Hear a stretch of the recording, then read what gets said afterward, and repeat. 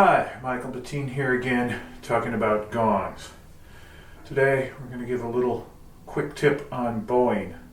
After my last video I had some other people ask further questions. So, to make it easier, I've turned my 32-inch Paiste symphonic gong around so the edge is facing us here. This is a cello bow. You can use a violin, a cello, or a bass bow depending on what you have. And again, the really important thing is don't buy an expensive bow. We're playing a piece of metal. We are not playing a fine violin or cello or something. You can usually pick up a really decent bow for maybe $40. That'll work great for what we are doing.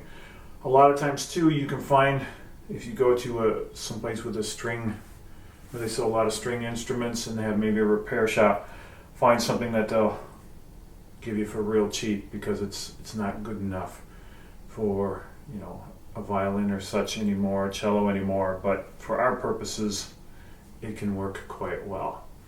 So you need to just get a decent bow.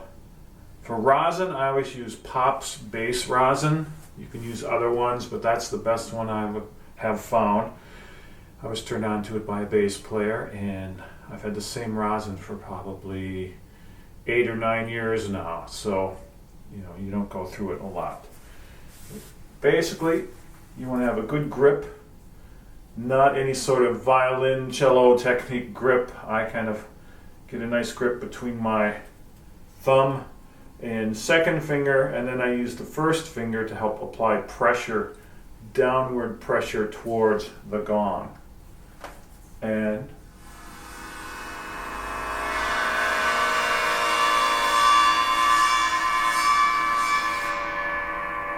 that's really it. You just draw the bow across the edge.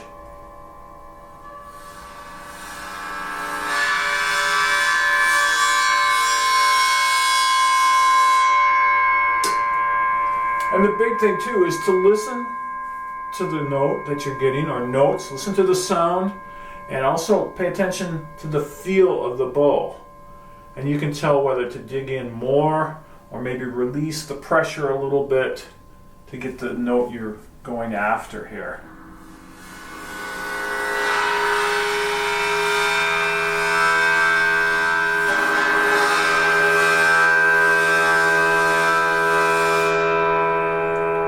Sometimes you never know what sort of harmonics or notes will come out.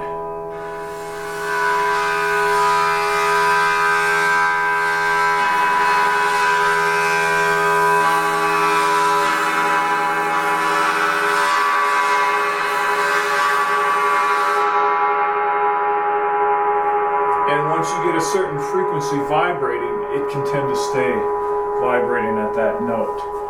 Now if you have a flat gong like a wind gong, same sort of thing, only our action is going to be more this way across the edge. Now a lot of times I will turn the gong around this way to have easier access to the back edge.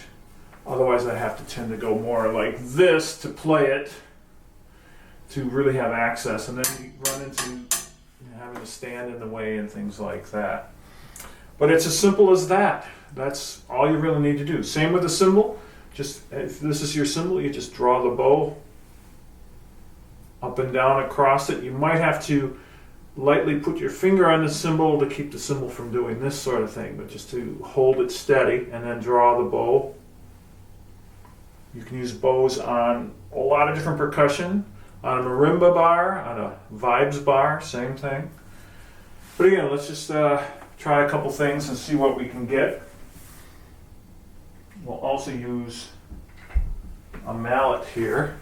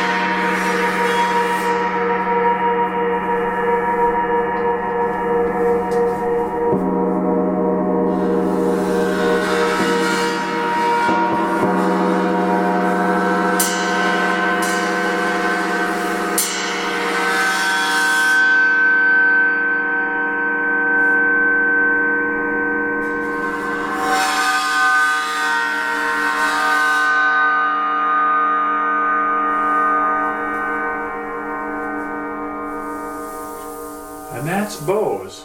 So we'll see you next time. Have some fun. Bye.